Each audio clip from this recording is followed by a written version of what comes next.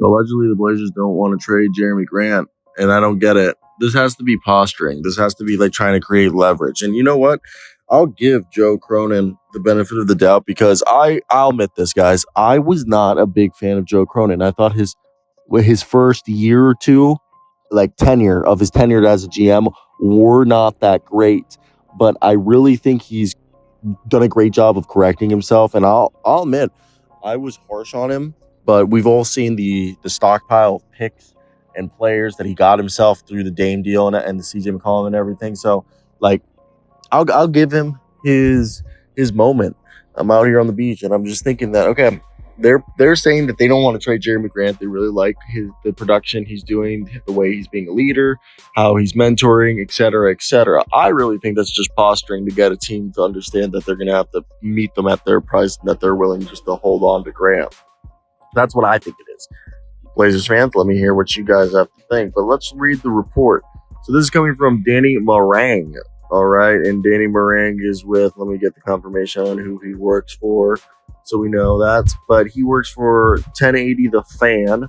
And it looks like he's a radio show out in Portland, Oregon, kind of like beat writer status, seems like. And the quote is, as we get closer to the trade season and every publication puts Jerami Grant as the photo for their trade primer article, Danny Marang continues to hear that the Portland Trailblazers have zero interest in moving Jerami Grant, that they're very happy with Jerami and his role and his production with this young team. And that's understandable. When you look at a guy like Jerami Grant this season, Jerami Grant is having a good one, continue to show that his numbers are not a fluke. Yes, he's been on bad teams for the last 4 years, but the guy who's averaged literally the last 4 seasons 20 points a night is kind of like just that. Like, I actually want to get like the exact stats because it's actually impressive the run that he's been on, as he's one of the better two-way players in the league. Like, I think that's something that needs to be accounted for. That his production as just like this two-way guy is showing that it's real. So his last 4 years, between December 19th, 2019 and December 19th, 2023, he's averaged 19.5 points, 4.5 rebounds, 2.5 assists in 230 games. I feel like those numbers are like a little low because, like, if you look at it, he's, I guess we got to go from the 2020 season. Let's go last 3 seasons. My apology, guys. Because last 3 years, here we go. For the last 3 years, he's averaged 21 points, 4.5 rebounds, 2.5 assists in 185 games. That's more like it. That sounded right.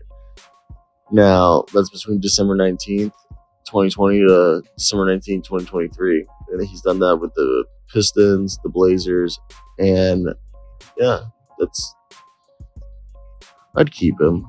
I think they're still going to trade him. I honestly do. There's going to be a contending team out there that's going to miss out on somebody and feel like their window's closing, and they're going to go for it. Honestly, as a Magic fan, as an Orlando Magic fan, I would trade for him. If I was the Knicks and I missed out on somebody, or somebody who misses out on OG Anunoby, I would go after Jerami Grant. There's a lot of teams banking on OG Anunoby. If you miss out on him, I think you can get Jerami Grant. The Knicks, I would trade Evan Fournier. I'm trying to think of another. The easiest deal would be Evan Fournier and Isaiah Hartenstein and like Emmanuel Quickly.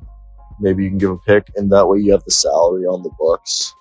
I just think that's just good, giving you cap like contracts to trade down the road. I don't know, but I expect him to be eventually moved. But it's good that Portland likes him.